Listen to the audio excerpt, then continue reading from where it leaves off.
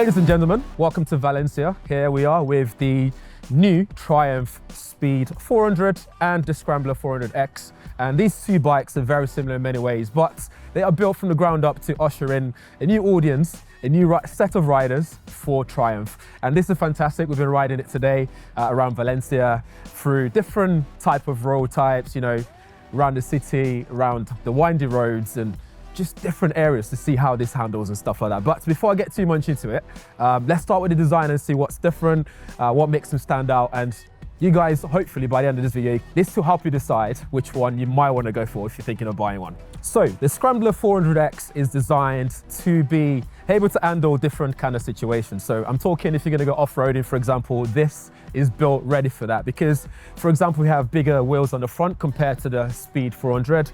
We've got the guard here for the wrist on there. We've got this brace pad on here as well, which looks really good.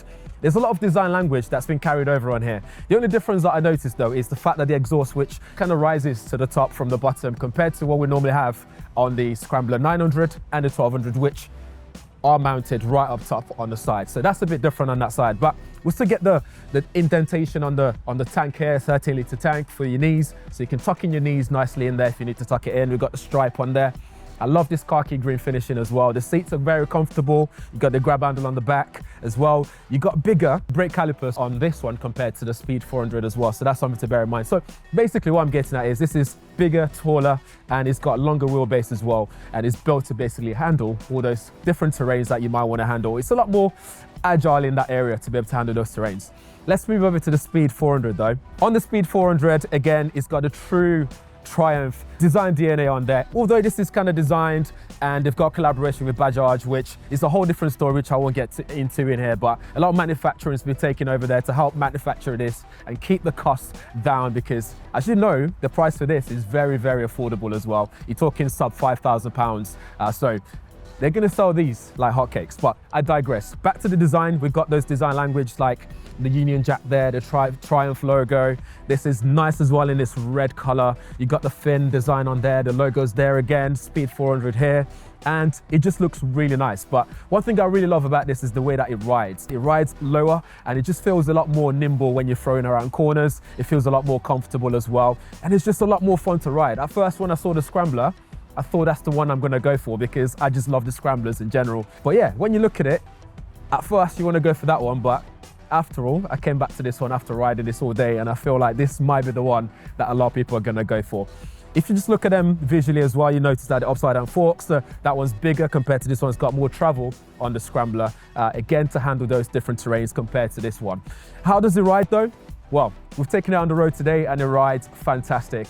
Whether it's cornering, whether it's handling bumps on the road, it just absorbs those bumps very well. It feels really good.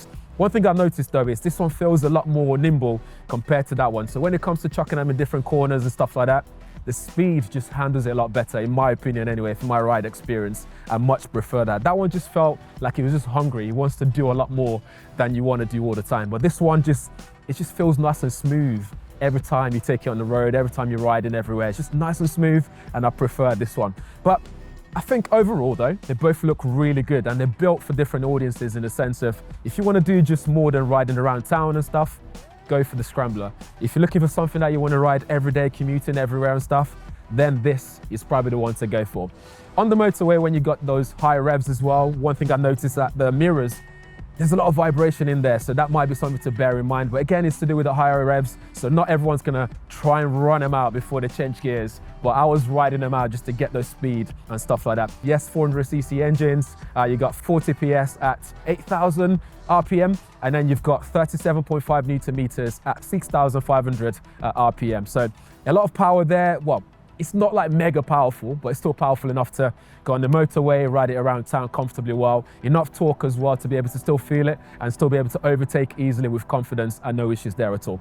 So for me, that's basically it for both of the bikes. I think they're fantastic, but over to you. Let me know what you think in the comments below. And hopefully we'll get one of these in for in-depth review. I'm definitely excited to get this one in to ride it around town and see how it fares on the UK roads, because we all know how here roads are really nice, but in the UK, different story. But yeah, let me know what you think in the comments below. If you have any questions, drop them there as well. And I'll see you guys in the next one. Thanks for watching.